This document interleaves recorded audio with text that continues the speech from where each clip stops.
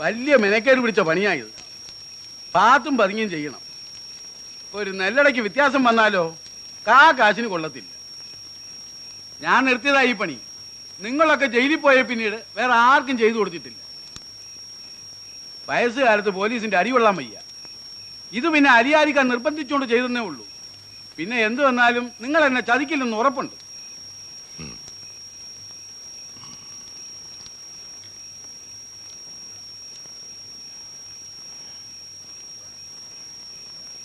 ഇനി പണി അധികമില്ല.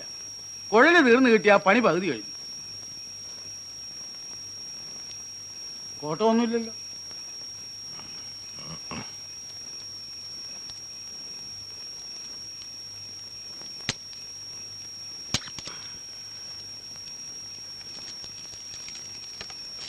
ഇതാ ഇത് 235 ഇപ്പൊ മൊത്തം 4335.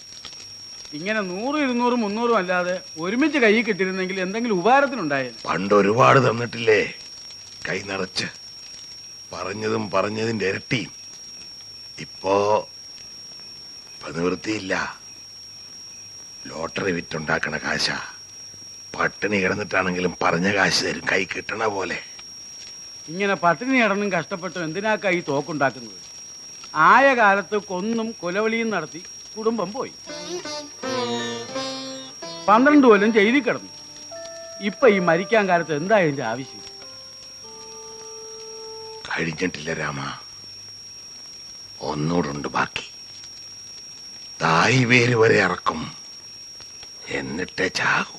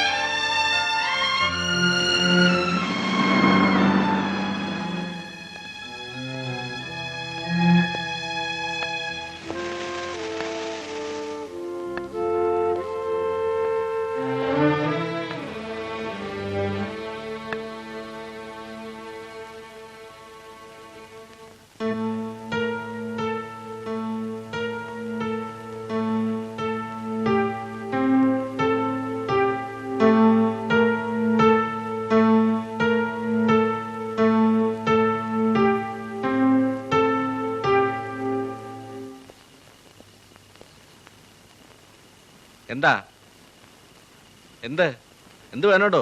നിന്റെ തല. എന്ത് തല? തല മാറ് മാറ്, മുതലാളി വരുന്നു. ആ മാറ്, മാറിക്കോട്ടോ.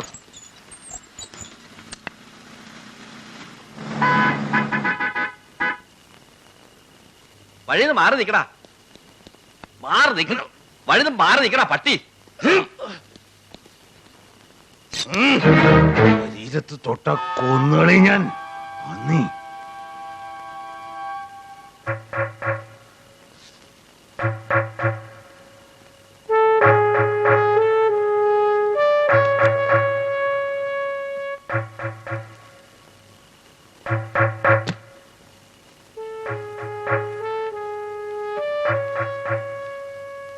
എന്താണിക്ക, എന്താ പ്രശ്നം?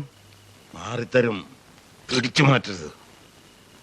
താൻ അത് പോടോ, അതിനും മാത്രം ഒന്നും ഉണ്ടായില്ലല്ലോ. വാ വന്ന ചോദിക്കട്ടെ, ഇക്ക എന്തിനാ വന്നത്? എന്നെ കാണാനാണോ? ജയിലിൽ നിന്ന് ഇറങ്ങിയിട്ട് 2 വർഷം കഴിഞ്ഞു, ഇന്ന് വരെ വന്നിട്ടില്ല. പിന്നെ ഇന്നോ എന്റെ പട്ടി വരും. ഇക്ക ആകെ പരിഭവിച്ചിരിക്കുക. ഇതാ ഇത് വെച്ചോളൂ. അലിയാര് പിച്ച വാങ്ങിയിട്ടില്ല, കൊടുത്തിട്ടേ ഉള്ളൂ. 12 വർഷം കിടന്ന് ജയിലില്. 14 വർഷമായിട്ട് എന്റെ കുട്ടികൾ കിടക്കുന്നു. ഒന്ന് വന്ന് കണ്ടിരുന്നെങ്കിൽ, ഒരു പൊതി ബീഡി വാങ്ങി തന്നിരുന്നെങ്കിൽ ഇതിനേക്കാൾ 1000 മടങ്ങ് വിലയുണ്ടായനെ. തെറ്റ് ഞാൻ സമ്മതിക്കുന്നു. പക്ഷെ ഒരു കാര്യമൊക്കെ മനസ്സിലാക്കണം, നേരിട്ട് വന്ന് കാണാനും ബന്ധപ്പെടാനും പഴയ നിലയല്ല എൻ്റേത്. ഞാനൊരു MLA. എനിക്ക് പാർട്ടിയിൽ ക്ലീൻ ഇമേജാ. ഇമേജ് ഈ നിലയിമ്മലെ ഇമേജ് ഒക്കെ ഉണ്ടാക്കാൻ ഞങ്ങളുടെ ജോലിയും കൊടുത്തിട്ടുണ്ട്. മറക്കരുത്, മറക്കാൻ പാടില്ല.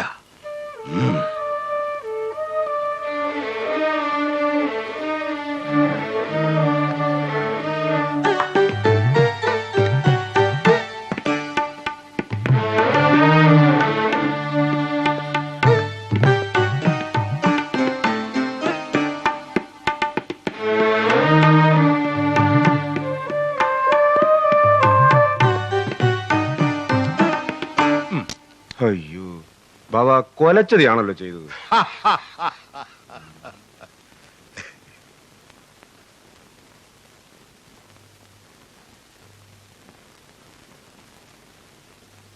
വരും.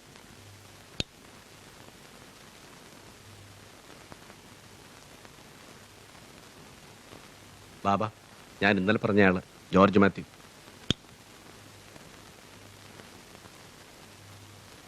സഹായിക്കാൻ പറ്റില്ലെന്ന് ഞാൻ ഇന്നലെ തന്നെ നിന്നോട് പറഞ്ഞല്ലോ. ഞാൻ പറഞ്ഞു ബാബയെ നേരിട്ട് കണ്ട് പറയണമെന്ന്.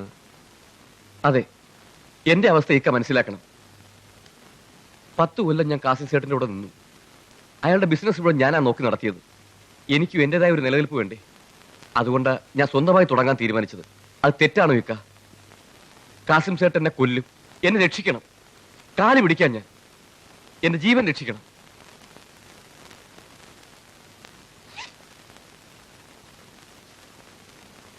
ഇതിരിക്കട്ടെ, ഏത് വ്യവസ്ഥയ്ക്കും ഞാൻ തയ്യാറാണ്. നിന്റെ പേരെന്താണെന്നാ പറഞ്ഞേ? ജോർജ് മാത്യു. എന്നെ നിലനിർത്തിയാൽ ചോദിക്കുന്നത് എന്തും തരും. നിനക്ക് നേരിട്ട് സ്വർണം കിട്ടുമോ? കിട്ടും.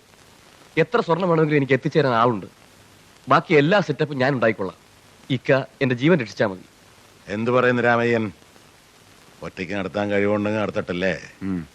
നമ്മുടെ ചേരിയിലെ കുറെ പാവങ്ങൾക്ക് എന്തെങ്കിലുമൊക്കെ തൊഴിലും കിട്ടുമല്ലോ. അതെ ബാബ. ഹംസ, തൽക്കാലം നമ്മുടെ ഏതെങ്കിലും വീട്ടിൽ കൂട്ടട്ടെ. വേണ്ട സഹായമൊക്കെ ചേർക്കാൻ നമ്മുടെ ആളുകളോട് പറയണം. ശരി ബാബ. പൊയ്ക്കോ.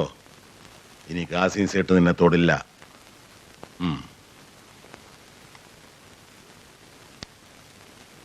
കൊണ്ടുവച്ചേരാ.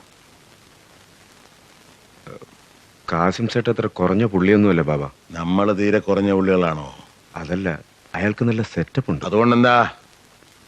സ്മഗ്ലിങ് സേട്ടിന്റെ കുത്തകയൊന്നുമല്ല, ഇയാൾക്കും ചെയ്യാം. ഈ ചേരി വന്ന് കാസിം സേട്ട് കളിച്ചാല് ആ കളിയൊന്ന് കാണണമല്ലോ.